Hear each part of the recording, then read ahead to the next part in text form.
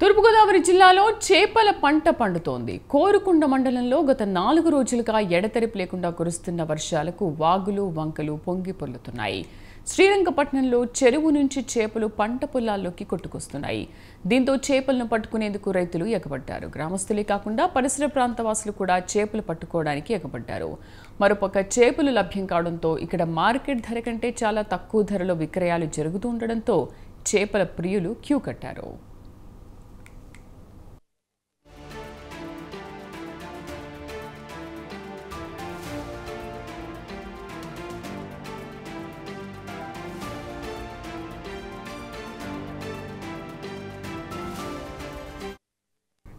తూర్పుగోదావరి జిల్లాలో చేపల పంట పండుతోంది. కోరుకొండ మండలంలో గత 4 రోజులుగా ఎడతెరిపి లేకుండా కురుస్తున్న వానలకు వాగులు, వంకలు పొంగి పొర్లుతున్నాయి.